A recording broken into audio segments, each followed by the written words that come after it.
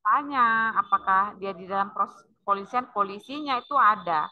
Dan memang orang-orang yang penegak hukum yang menjadi mediator lah kita katakan ya untuk anak dengan untuk korbannya ini, dia harus memang memiliki sertifikat atau sertifikatnya ini berasal dari pelatihan yang diikuti untuk anak. Jadi memang polisi khusus anak ya kan. Kemudian juga jaksanya itu memang jaksa yang sudah pernah mengikuti pelatihan untuk penanganan kasus-kasus anak. Begitu juga dengan hakim. Harus dia itu eh, hakim anak gitu. Jadi untuk yang dia proses diversi ini memang benar-benar harus memiliki sertifikasi yang sudah mengikuti pelatihan untuk anak gitu ya. Nah, kemudian di dalam selain penegak hukumnya yang sudah memang khusus memiliki sertifikat penanganan kasus anak, ada juga namanya Bapas ya. Jadi ada Balai Pemasyarakatan. Jadi Bapas ini fungsinya itu untuk mendampingi ya, mendampingi anak ya, mendampingi anak itu si Bapas ini harus seperti penasihat hukum mungkin ya, mendampingi anak yang berhadapan dengan hukum. Jadi peran Bapas itu harus ada, ya kan. Kemudian selain Bapas juga pastilah pihak korban dengan si pelaku harus ada dan orang tua. Karena dia anak, orang tuanya juga dipanggil gitu. Orang tua dari si pelaku anak ya, kemudian orang tua juga korban anak, atau kalau misalnya kayak mahasiswa nih korbannya anak melakukan pencurian sepeda motor misalnya kan, mahasiswa tersebut kalau sudah dewasa dia nggak perlu dipanggil anak, nggak perlu dipanggil orang tuanya, jadi cukup mahasiswanya saja gitu. Tapi kalau dia korbannya anak, itu orang tuanya juga dipanggil. Kemudian proses diversi ini juga peran daripada tokoh-tokoh masyarakat ya, atau tetua-tetua adat itu juga berperan. Dipanggil lah apakah dia dari tokoh masyarakat, atau dia dari tokoh agama, atau dia dari ketua adatnya, itu dipanggil untuk duduk duduk dulu sebelum anak ini mau diproses. Jadi sebenarnya tujuan pemberlakuan diversi ini kan agar anak-anak yang berhadapan dengan hukum ini bisa terlepas ya. Kalau memang kasus-kasusnya itu ringan, misalnya ya kasus pencurian HP, atau yang banyak nih kasus curanmor ya. Si anak ini mau mencuri motor, ketahuan gitu sama masa, tapi dia umurnya itu masih anak di bawah umur gitu. Jadi kalau bisa lah didamaikan ya, atau bisa lah dimohonkan maaf, anak ini bisa terlepas. Namun kalau misalnya lah sudah di dalam diversi ini berhasil ya, artinya si korban mau memaafkan anak yang melakukan pencurian sepeda motor misalnya kan, mau memaafkan, si anak ini tidak serta-merta dia dilepaskan gitu saja, tapi dia dibimbing dulu ke dinas sosial ya, atau dikembalikan ke orang tua tetapi tetap dalam pantauan dinas sosial. Seperti itu teorinya ya. Tapi kalau prakteknya gimana Bu? Nah kalau prakteknya sendiri sih Ibu rasa dan Ibu pikir mungkin tidak seperti itu ya. Mungkin langsung dikembalikan aja ya kan sama orang tuanya. Nggak mungkin lah Dinsos itu memantau ya. Berapa kali petugas Dinsos misalnya di dalam satu kabupaten kota memantau mungkin ada beberapa kasus-kasus anak gitu ya kan. Tapi yang jelas secara teoritis kan karena kita akademis, belajarnya kan masih teori ya, nanti di praktek kalian bisa lihat dan bisa menyaksikan sendiri seperti apa. Secara teori memang harus dipantau gitu. Anak-anak yang berhadapan dengan hukum, yang kemudian proses diversinya itu sudah berhasil ya, baik di tingkat kepolisian ataupun sampai di tingkat pengadilan dia baru berhasil di diversi, itu tetap harus dipantau seharusnya oleh dinas sosial, oleh orang tua, atau juga Bapas juga harus memantau sebenarnya. Tapi kan seperti Bu katakan, nggak mungkin ya berapa banyak misalnya anak berhadapan dengan hukum dengan para petugas-petugas dinsos itu, petugas Bapas yang dapat memantau. Intinya memang ya anak masing-masing lah dipantau, ya kan, menyelamatkan anak masing-masing agar anak-anak itu tidak menjadi anak yang berpotensi untuk berhadapan dengan hukum. Dan memang banyak secara penelitian ya, anak-anak yang melakukan tindak pidana kejahatan, apakah mencuri, apakah berkelahi, ya, atau dia membunuh sekalipun, itu rata-rata memang dari keluarga yang broken home, ya, atau keluarga yang pecah orang tuanya, yang apakah perceraian atau seperti apa, dan masih akhir ujung-ujungnya itu adalah di ekonomi juga. Jadi memang saat ini mungkin kita melihat anak-anak itu ya sudah dibesarkan ya, tapi memang banyak orang tua zaman sekarang tuh abai. Mungkin ayah dan ibunya itu memilih kecukupan ekonomi, ya kan? Tapi karena sibuknya bekerja, si ayah sibuk bekerja, ya kan? Ibunya juga sibuk bekerja, akhirnya anak kemana gitu larinya. Bisa jadi larinya ke tempat-tempat yang tidak baik atau ke teman-teman yang tidak baik. Itulah dia bisa melakukan tindak-tindak pidana kejahatan. Jadi emang nggak semuanya anak-anak yang ekonominya miskin melakukan kejahatan. Bahkan banyak anak-anak yang luar biasa tingkat ekonomi keluarga melakukan hal-hal yang tidak terpuji juga ya.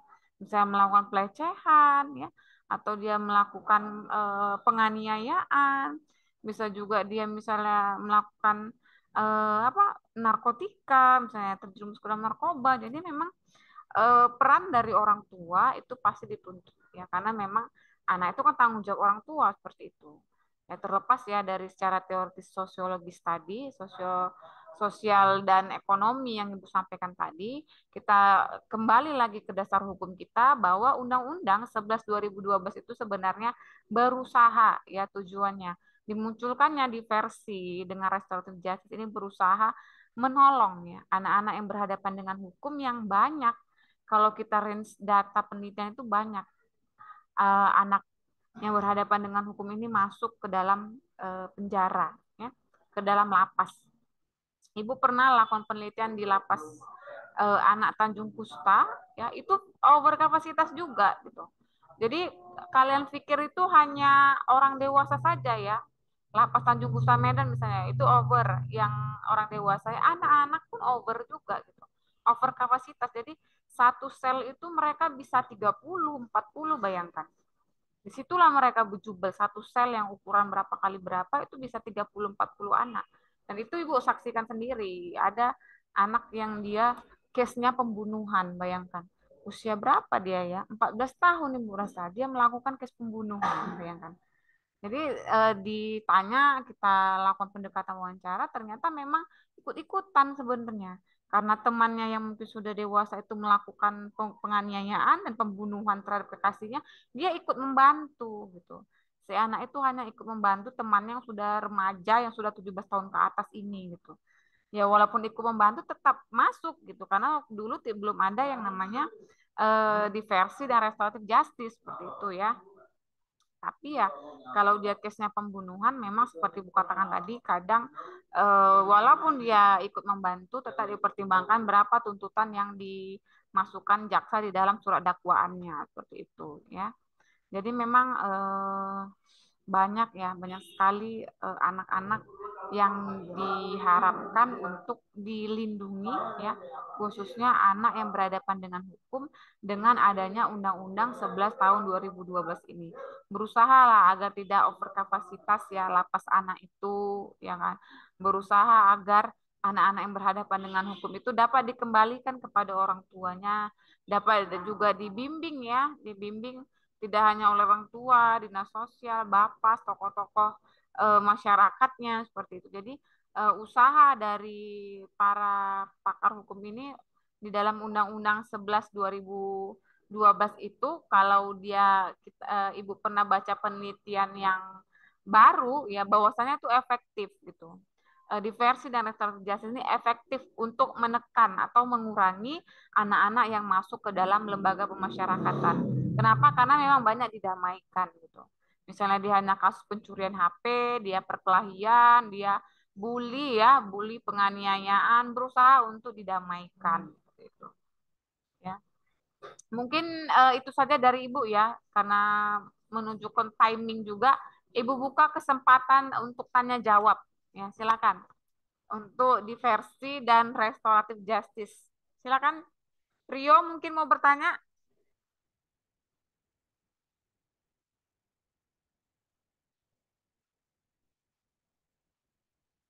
Bu, Ya, silakan. mohon izin Bu. Ya, Mungkin nggak bertanya berkaitan dengan materi Bu, ya. tapi bertanya masalah KRS Bu. Oh, kenapa KRS-nya? Jadi gini Bu, Panas sekali saya sih kan Pak. nggak, saya kan tahun 19 Bu, dan saya pun nggak ada milih untuk mata kuliah ini Bu. Tapi setelah kemarin saya lihat, otomatis KRS saya ada mata kuliah ini Bu. Gimana itu Bu ya?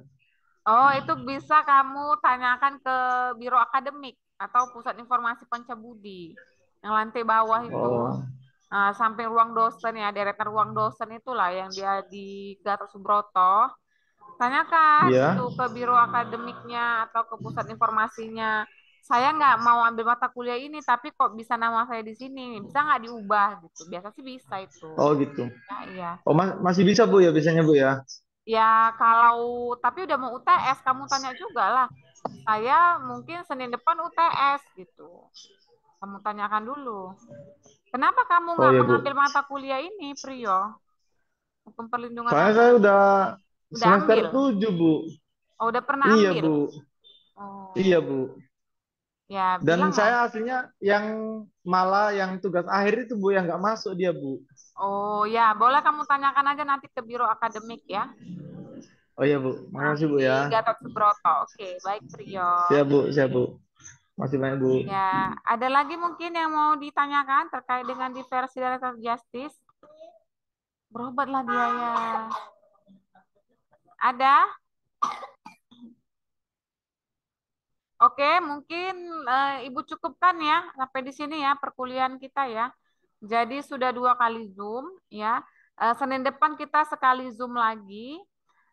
Dan di jam 4 sore ya, jam 4 sore Zoom dan setengah limanya kita ujian tengah semester. Jadi Senin depan kita UTS, tapi sebelum UTS 1 kali Zoom Ibu akan menyampaikan materi dulu ya.